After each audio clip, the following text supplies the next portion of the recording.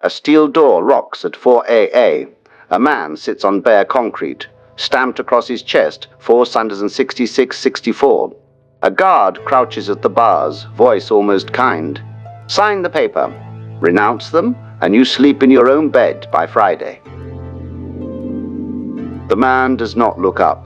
He turns a small white stone in his palm, slow over and over. You think these walls are the prison, the guard says. The stone stops moving. No, the man answers. You are. He lays the stone on the blank line where a name should go. He slides the page back through the bars, untouched. The guard stares at the empty paper. On the far side of that silence, 18 years of quarry glare wait for him. The man closes his eyes. Before anyone tells him he can, the phone lights at 6,004 a.m. The screen shows one word, bank. You answer on the second ring.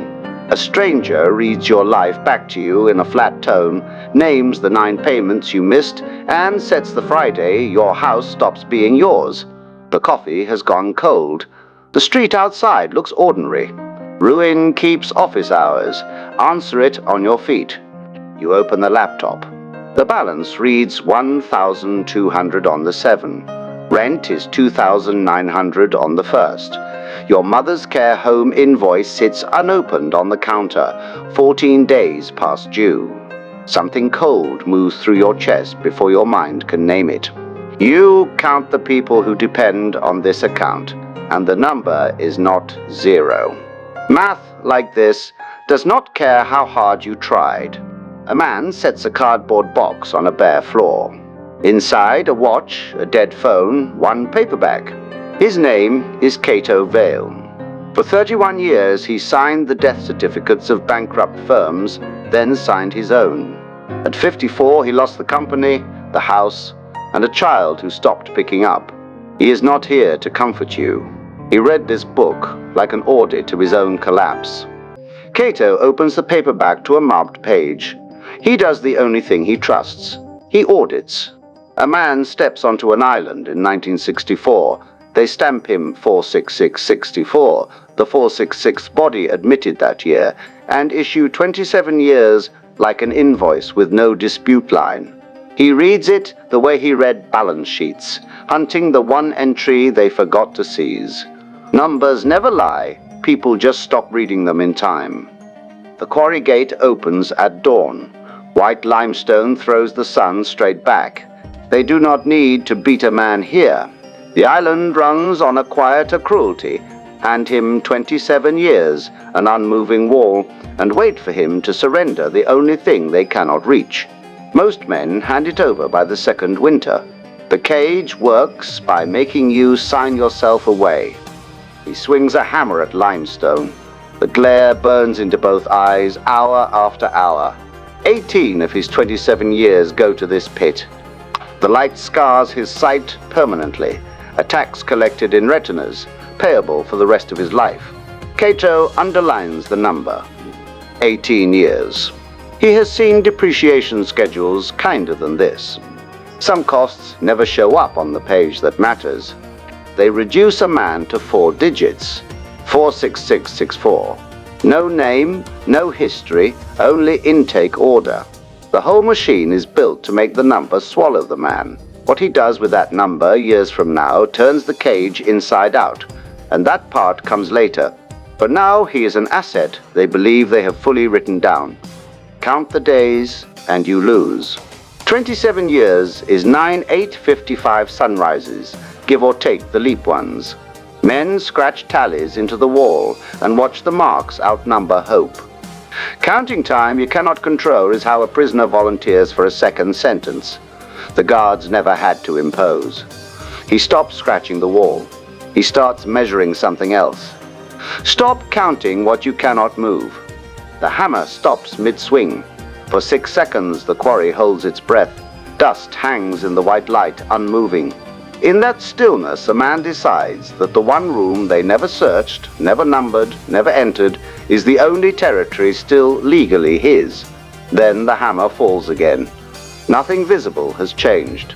The fight they cannot see is the one you actually win. List what the sentence seizes. The body confined to 8 square feet. The years, 27, non-refundable. The eyes, half-blinded by limestone. They inventory him like a liquidation, fixtures, fittings, time, site, all stamped and carried off. Cato knows this list. He wrote versions of it for a living.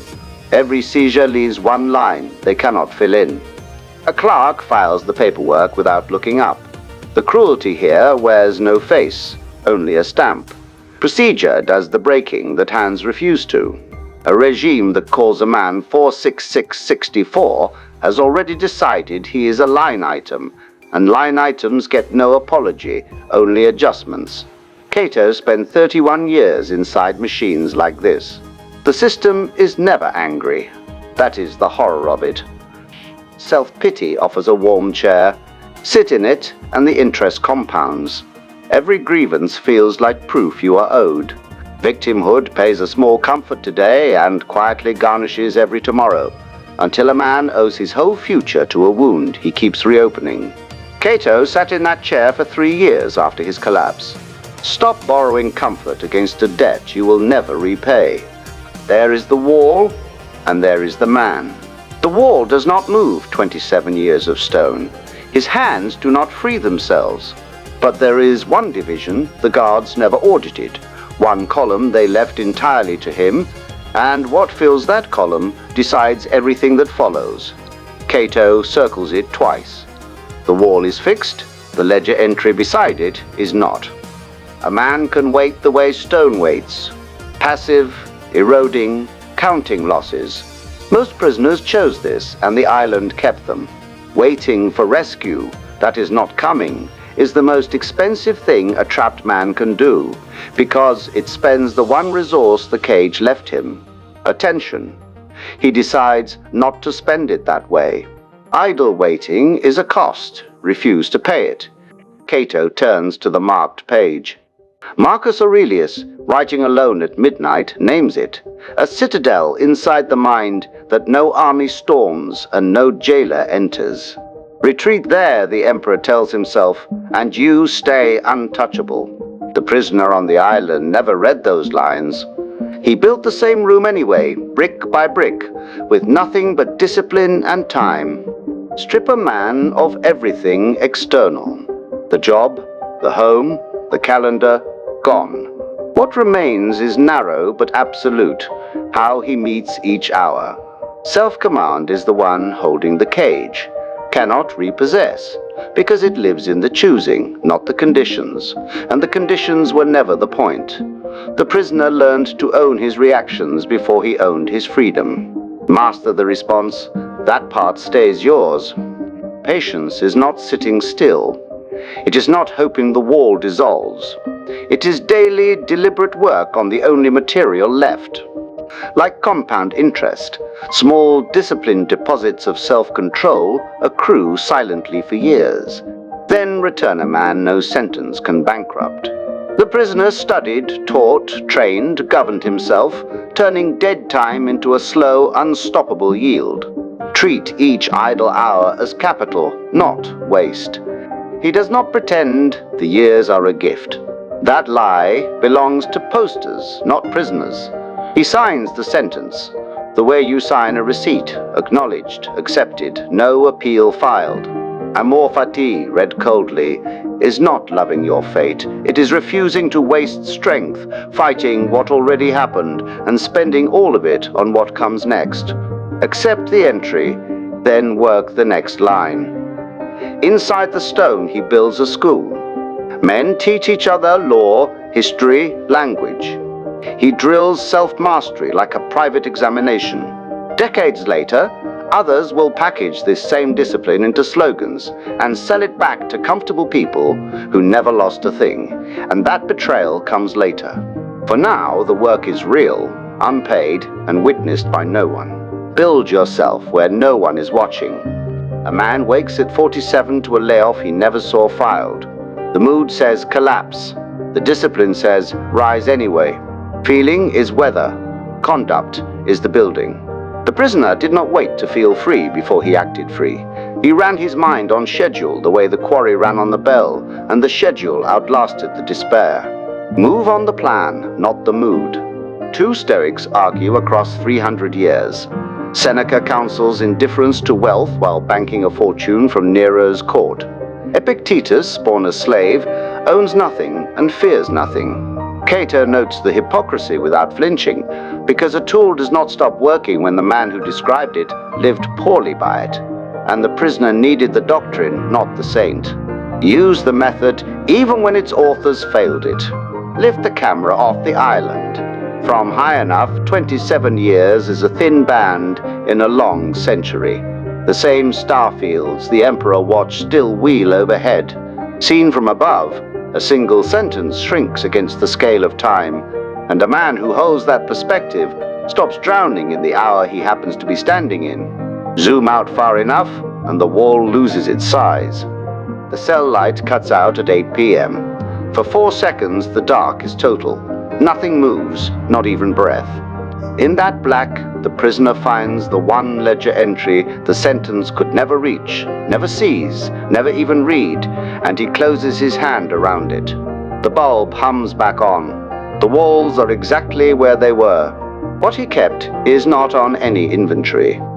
He governs 1 hour, then the next. The discipline pays in a currency the guards cannot confiscate. Calm under a sentence is not surrender.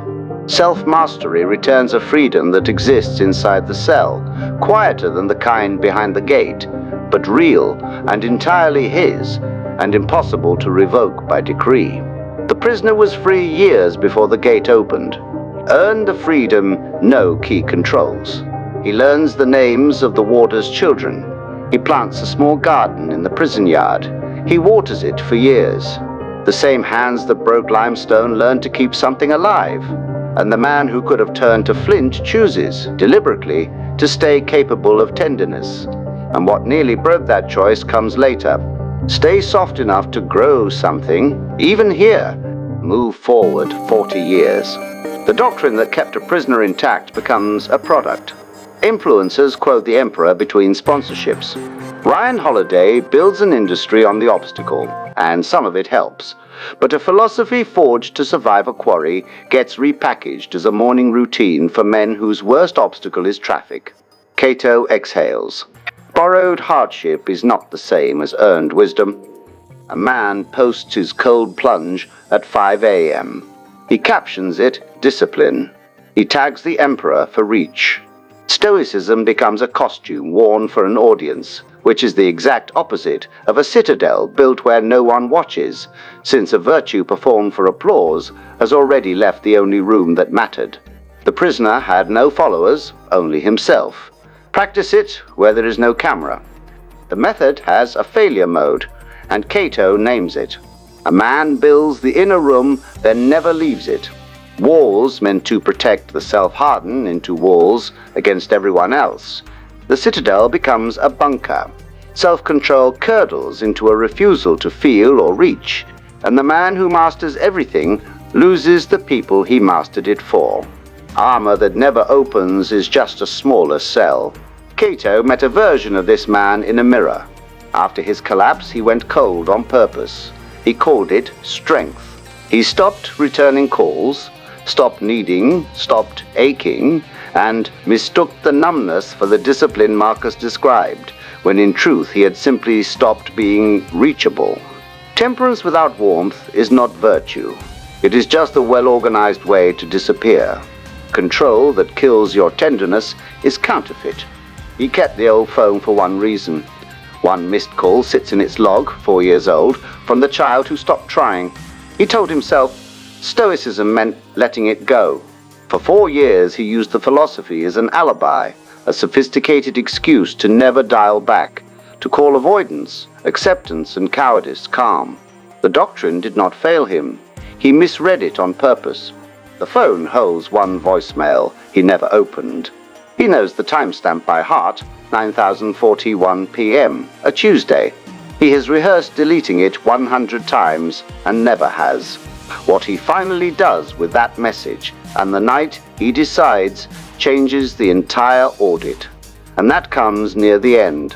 Some entries stay open because closing them costs more than you can yet pay. Resentment is its own quarry. Swing the hammer of an old grievance daily and the glare blinds you, exactly like the limestone blinded him.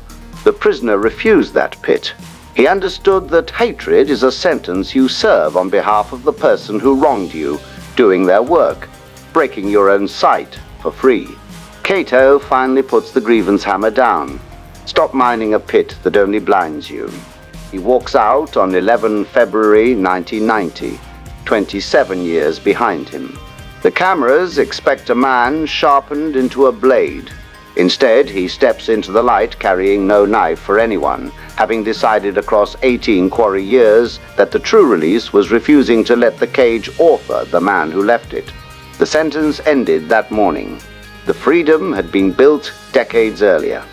Cato will not oversell this. Some wounds do not yield to perspective.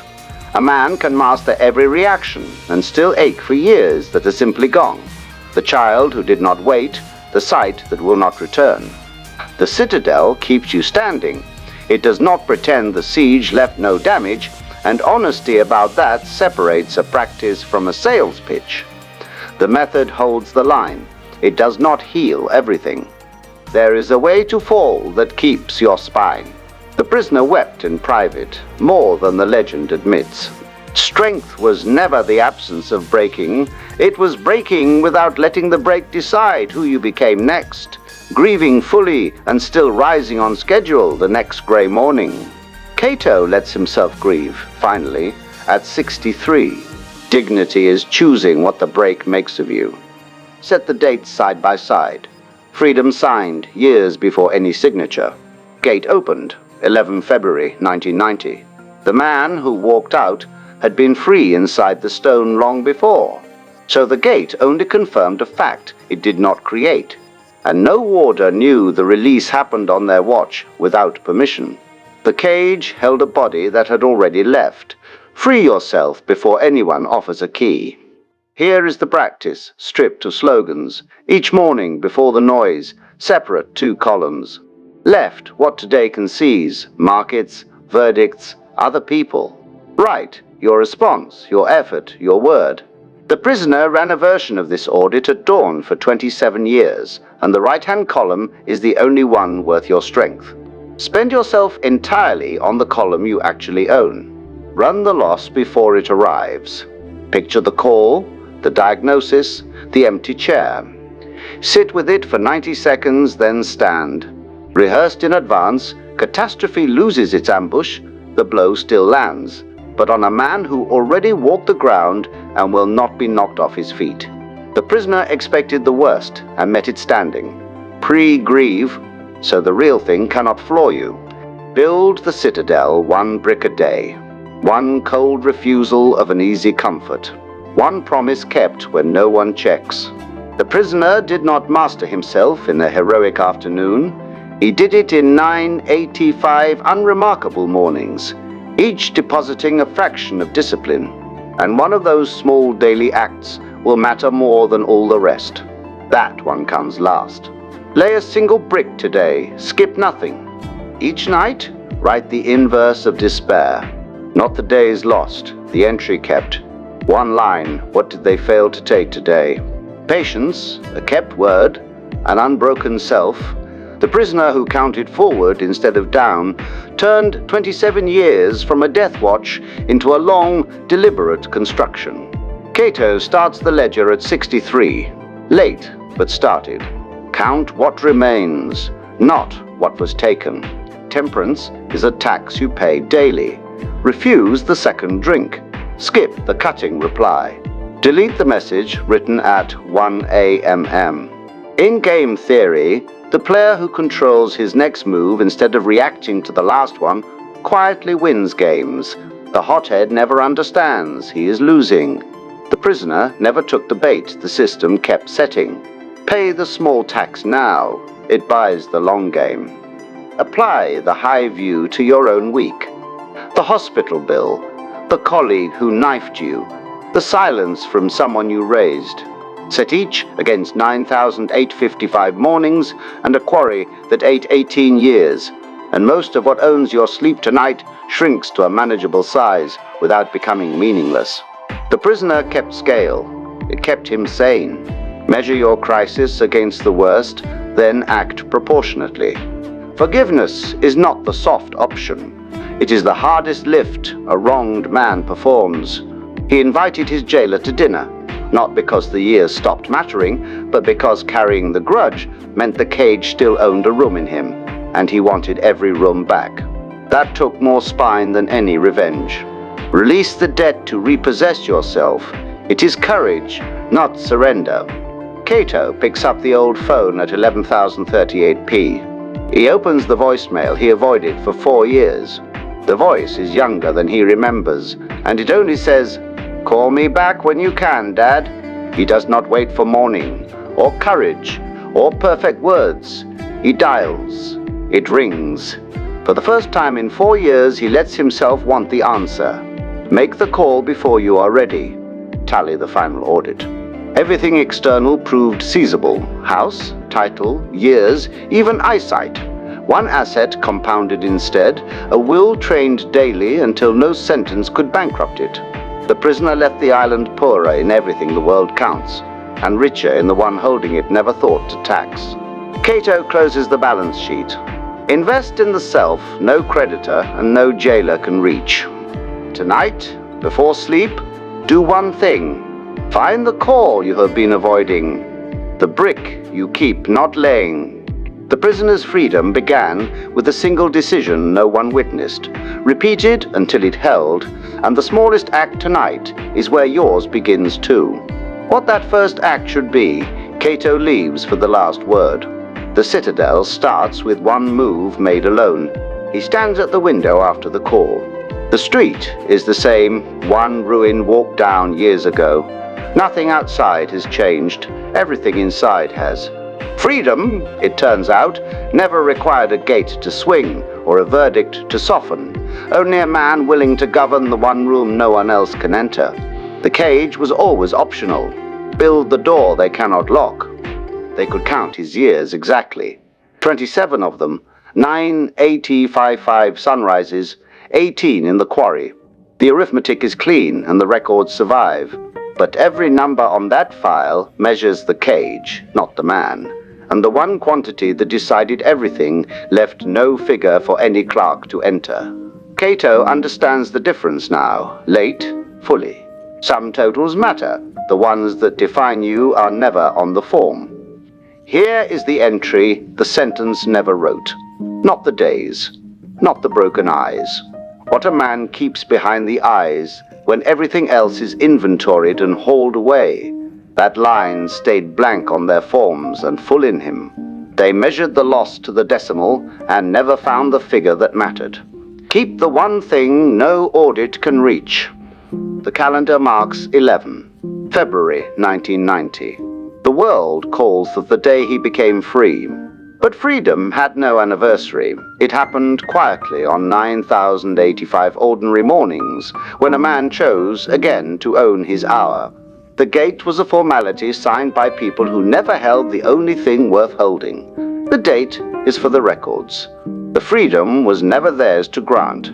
Cato sets the old phone down, but he keeps it, not to wait anymore. To remember that the worst years took almost everything and still missed the one room he learned, too late and not too late, to defend. His child calls on Sundays now. The sight he lost is gone, the self he kept is not. He sleeps without the grievance for the first time in years. So run your own audit tonight. List what the world can seize from you. All of it, honestly, to the decimal. Then find the single column it cannot reach the room behind your eyes, and ask yourself the only thing that ever mattered, when they finish counting everything they can take. What you will have kept that no one was ever able to measure. Start defending that room today.